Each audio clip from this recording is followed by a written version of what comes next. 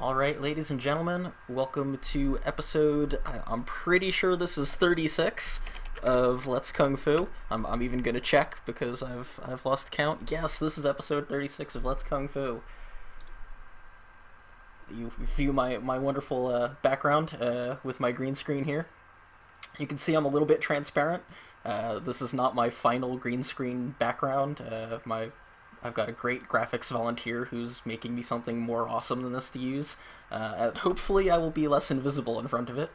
But for now, this is cool. It's better than just the green backdrop behind me. Super exciting news. We have some great interviews lined up. Tonight we're going to be talking to Suppy, and for next week's show, we should be talking to Desro. So, should be a lot of fun. Other than that, not a whole lot to announce. I am going to try to do another one of my crazy exercise videos probably this weekend. I'm going to try to come up with something good for the Thor. So we'll see how that works out. But, who cares about any of that? What really matters is tonight we are going to talk to the one and only EGSuppy. So let's jump over so you can all say hello to him. Hi. I feel like Suppy probably needs no introduction. Um, he is a Zerg player from Team Evil Geniuses. He's amazing and just generally awesome. Uh, so we're just gonna dive on in and start asking some questions and hopefully get to know a little bit more about who he is and what he's about. So first off, thank you for taking the time to come on the show. Yeah, for sure. It's a pleasure. I'm gonna start off with kind of some goofy questions. We can save the serious stuff for the end. But what was the first video game that you really got it like it's super addicted to playing? I think the first video game I was really, really into, aside from Legend of Zelda, because I don't think that's really like competitive at all, but I used to compete with my brother in GoldenEye 64, and we had a lot of fun with that, and he'd always kill me, but I tried to be really competitive with him, so I'd say GoldenEye is probably one of the earliest games I started playing. I actually hear that one a lot. I feel like everybody likes GoldenEye. Yeah. It was just a really good game. And everybody had a Nintendo 64. I feel like that's safe to say that like literally like 100% of people had a Nintendo 64 and played GoldenEye at some point. Yeah. So what made you get interested in like playing games competitively? Um, I was just always really into playing games and being, everybody likes to be good at games and like beat their friends and stuff. So I think it started on pretty early where I was just playing with friends and I'd like to be, near the top. When I started playing Starcraft, I was really, really bad. There was this ladder called Icy Cup, and it basically went from D minus to A plus and like Olympic rings. And I started off D minus, so I started off really bad, but I just kept playing, and every season I would improve just a little bit, and eventually I got up to like B, and I even hit B plus once. So it kind of just happened. I didn't like intend to be like trying really hard, but like just because I liked playing and I liked getting better at the game, I just slowly started to improve and get more competitive. Awesome. Um, so how did you? So I guess really the real question is what really got you into StarCraft? I started playing. Obviously, my brother introduced me to it when I was really, really young. It came out in what, 98, so I was 5 years old. So I was really young, but he introduced me to it, and at first we would just play use map settings, like fastest, like those defense games, stuff like that. And then one day, I guess he was just randomly YouTubing, and he saw this highlight video of Boxer, and we watched it, and we were like, wow, like we didn't even know like competitive 1v1 existed. Like we didn't know anything about that. And the more we looked into it, the more interesting it seemed. So we started getting, we started trying to play a little bit more competitively. And I think that's where it really started. Like I started learning more about the Korean scene, about the Brood War scene in general, and that's how I got into StarCraft. Man, you are making me feel old. I was in high school when StarCraft came out.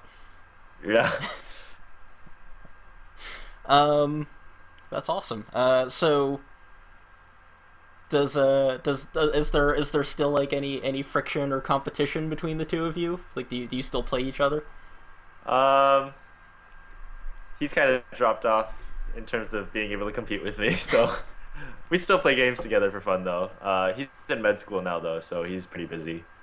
But I think you made the better career path choice personally. yeah. I'd much rather play video games than do medicine. Yeah, we'll see how it works out. Well, I mean, you're on EG, so that's not a bad start. Um, so aside from the obvious of StarCraft, what would you say your favorite video game is? Um, Recently I've been really into Counter-Strike. Uh, over winter break, I was having issues playing StarCraft 2, so in order to vent my frustration, I would just play Counter-Strike. Um, those are always like I've had a solid lineup of games that I've always enjoyed is they're Dota, Counter-Strike, and StarCraft. Those have probably been my three most favorite games like consistently. And of course, I love other games, but I really rarely play any other games because I try and focus on StarCraft. Like RPGs and stuff, sort of the like Mass Effect kind of games. I haven't played Mass Effect, but I just know a lot about it because all my friends talk about it, and like those are types of games I'd love to play, but they're so time consuming that I never really had a chance to touch them. But I like a lot of types of games. So, what kind of made you decide to go pro? It wasn't really a decision. I started off. I started off obviously I had a solid foundation from Brood War from playing it for several years. So the first season Grandmaster came out, I was in Grandmaster, and it was nothing really to it. I just kept playing and kept trying to get better. And eventually, this one of my friends joined this like little amateur team that would pay you $5 for every clan war match you win or something like that. And so he's like, "Hey, like we're looking for new talent. Like maybe you should join." So we joined that team, and that was VP Gamers, and that was kind of my first step. Eventually, we merged with Check Six Gaming, which was a little bit bigger of a team, and then finally, I landed in EG after having a pretty good tournament in MLG Anaheim a couple months ago. So it basically kind of just happened. I wasn't I actually didn't look for teams at all, but I just continued playing and staying in GM, and eventually people started scouting for me, I guess. I actually competed in that MLG as well. I'm very glad that I didn't run into you in the brackets. I got killed enough as it was. That was a great MLG though, with the Kespa players and a huge audience. Anaheim, I've been there twice now. I think it's always the best. It's just a huge venue and lots of spectators, so it's really nice. Yeah, I had to play Kawhi Rice and Clyde. Oh, It dang. was ugly. It was very ugly. Yeah. I mean, actually, my first MLG, which was Anaheim the previous year, first round I got Choya, and I just got demolished first round, and then I lost like losers round two, so that was a pretty disappointing performance for me. So if I'm remembering right, you were a commentator, right, on Brood War on YouTube a little bit. Yeah, I was really inspired by DJ Wee and Tasteless when they commentated in 2008 World Cyber Games, and I felt like I kind of wanted to do that too. I wasn't that good at the game at the time, as I said, and I thought it'd just be very interesting. I could maybe become a good commentator someday, and so I did that. But keep in mind, back then I was 14 or something, so my voice was still really high pitched. obviously I was really bad at the game and my analysis sucked. So I got like flamed very, very hard for like all my commentaries. I kept doing it for a while, but I eventually stopped. But that was like a good maybe 2 years that I was doing like commentaries, and I thought it was really fun. I still feel like I would still like to do commentaries now and then, but I'm not I'm not probably I'm probably pretty rusty. So I was gonna say you should team up with In Control, right? To get a casting duo going. yeah, yeah, yeah. So what's it like being a member of EG? It's really cool. I mean, I never thought this would happen. Uh, Basically, I went to a bar craft. We organized a bar craft, and I went there, and the EG manager showed up, and he just like at the very end of the bar craft, he like said, "Oh, we have an offer for you to join EG." And at the time, I was just really shocked because I never thought anything like that would happen. But EG's been really great. All the people are really, really nice, even though you might think that Idra comes off as a very like mean and like scary person. He's actually really friendly, so it's really nice to get to know all of them. And it's kind of interesting. I remember thinking before I was on EG, I was like, wow, like these like people, they're like larger than life. But now that I finally meet them, they're just like normal people, and it's really cool to meet them. They all have very unique personalities, and it's just really cool. So I said obviously you haven't been on EG for a huge amount of time yet. But are they pretty fundamentally different in like how they operate from like some of your past teams? Yeah, I mean, I've only been on two teams in the past, and both of them were more obviously not nearly as professional as EG, and they're much smaller teams, so it's a little bit different. I think in terms of like the way practice works and stuff, it's pretty similar. I feel like I wish there was more regimented practice in both my smaller teams and in EG. But one thing that EG does really, really amazingly is their production and their ability to promote their players, to promote their sponsors, everything like that. They release content consistently. Whereas when I was on Check Six, for example, we had a great MLG at Anaheim, and we didn't really like promote. We didn't have like videos, we didn't have interviews, we didn't really do that much, even though we had good results. And I feel like that's a problem with a lot of teams right now. Is even if they have strong players and good results, a lot of the times they don't really capitalize on it as a team like EG would. So I think that's one of the biggest differences from being on a smaller team and to being on EG. Um, so how I have to ask it just because you're EG and it's the long running joke. How many times have you called Machine Idra? Uh, Maybe like 50 times. No, I'm just kidding. No, I'm not. Yeah, not too much. I'll say that. So it's honestly I think it's my favorite long standing joke for EG. Yeah. Uh, so for 2013, I mean, obviously you had a pretty good year in 2012. You did really well at some tournaments and did great showings. I think in the fall championship, right? You were the highest placed foreigner, if I remember right. Not the highest foreigner, but the highest North American, which is also what I got at MLG Anaheim. I was never yeah, just the highest North American. Uh, but so for 2013, like, do you have any like really specific goals? Are you gonna like crush some faces? Um, well, I mean, I hope so. I had a pretty bad start to 2013. We had the Las Vegas Kingston HyperX anniversary tournament like 2 weeks ago, or last week actually. And I went 0-4. But like I said, a lot of it was due to me not consistently practicing. I was playing Counter Strike. I was having issues with my computer, so I was a little bit. I was expecting to not do that well, I guess. But obviously, I wish I had done better.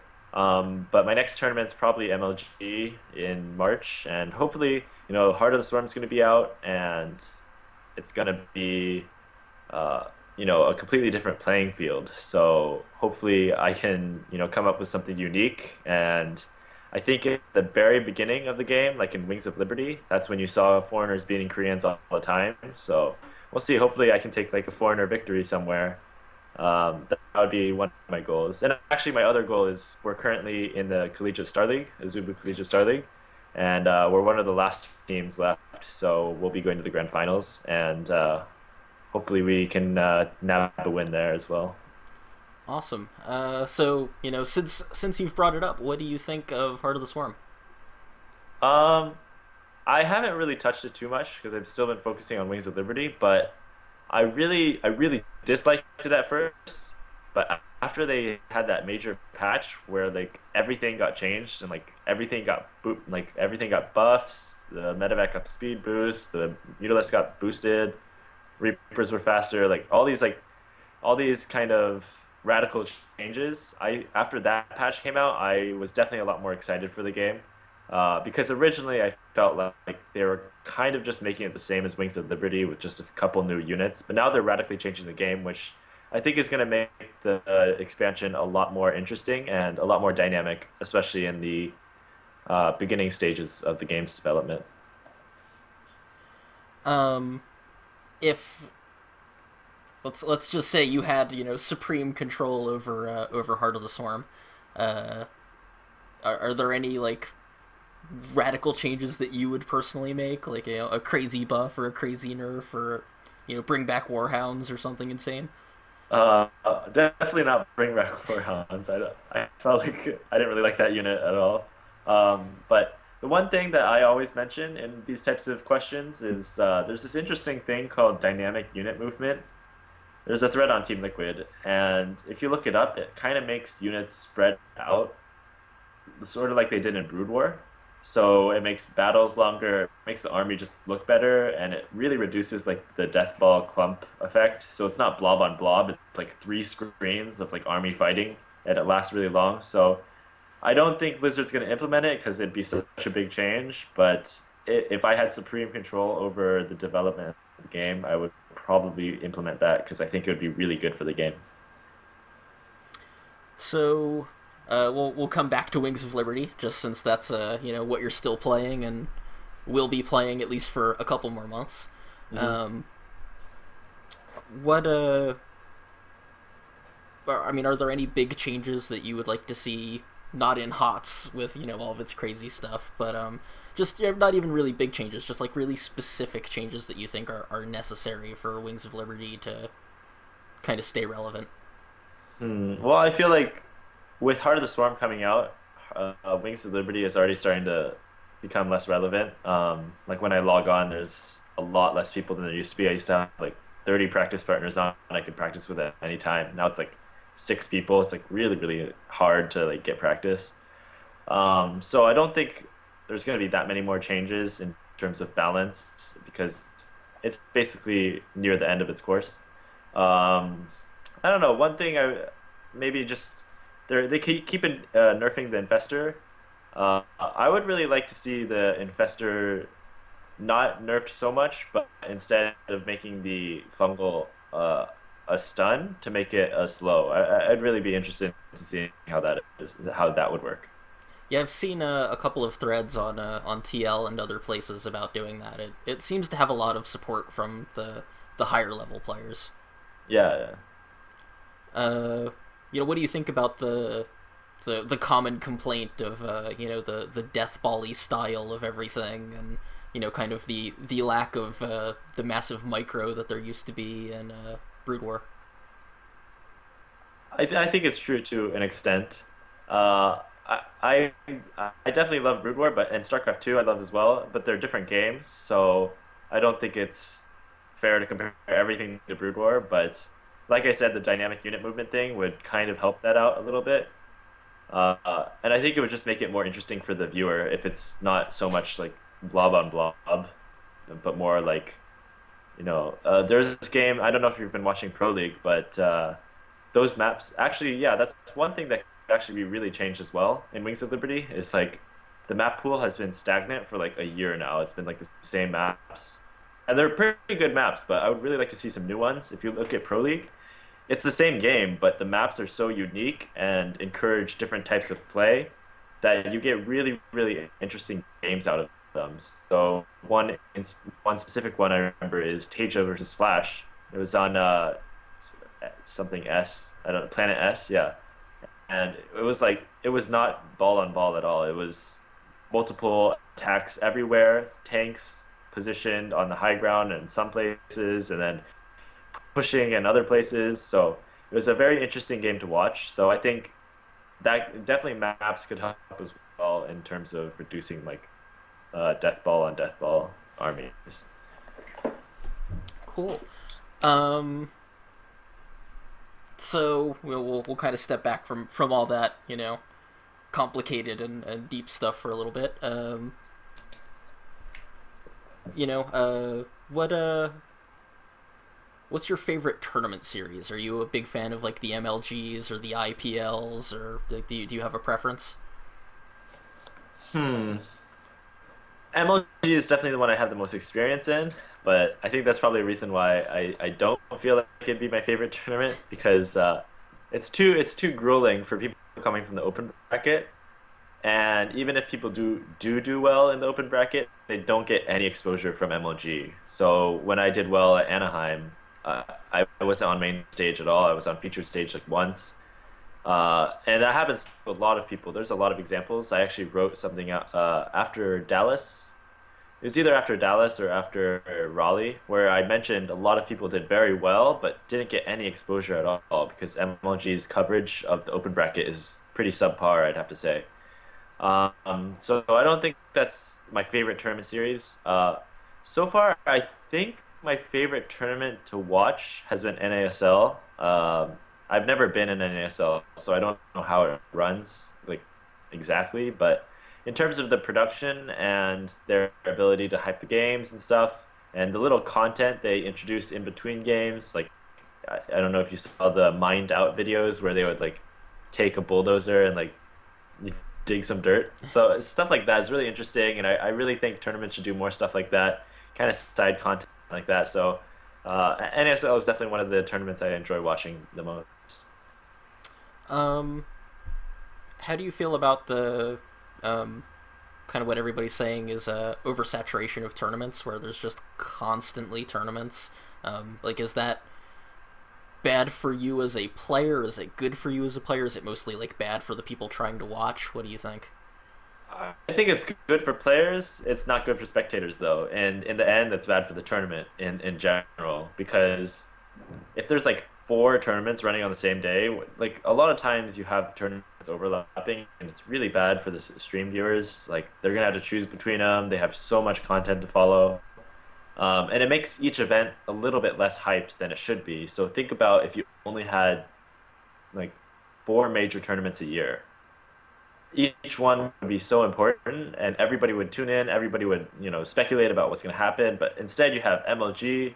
Like I remember in November, you had uh, MLG, and then IPL, and then Blizzard World Cup, literally one week after week, and I think it definitely killed some of the hype that a lot of these tournaments should have gotten because they were such big tournaments. So a lot of tournaments can be bad for hype. I think it's good for players because it gives them more opportunity to compete. But in general, I think yeah, we should cut down a little bit on the numbers of tournaments we have currently. Cool. Well, honestly, I think you've answered basically every question I can dream up for you.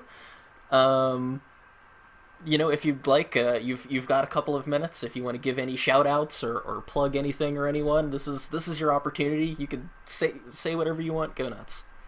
So I just want to say thanks to my fans and everybody supporting me, and thanks to my team, Evil Geniuses, and our sponsors, Raid Call, Intel Extreme Boards, Monster Energy, Kingston HyperX, Beyond Gaming, and Sapphire. And thank you for doing this interview. thanks for coming on. I will catch up with you in just a little bit. All right, so that was Suppy. Yeah, huge thanks to him for coming on the show. It was reasonably short notice for him, so I'm glad that he was able to get on as quickly as he was, and that we could do this for you all. Like I said, next week should be Desro. Um, Hopefully, going to be interviewing him on Sunday, so that should air on Wednesday. If Yeah, and I should be hopefully doing that Thor video this weekend if I've got some free time with all the After Hours Gaming League stuff that I'm doing. Um, Speaking of which, watch the After Hours Gaming League and watch my team hopefully kick some butt. Uh, that said, if you want to be on the show, if you're a pro gamer or run tournaments or manage a team or anything like that, or you just have comments and you want to tell me my backdrop is weird looking and I'm partially invisible, that's all fine.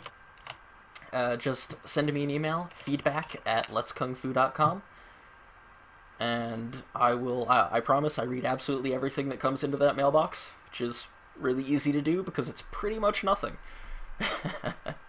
Thanks again, guys, for tuning in, and I will see you all next week.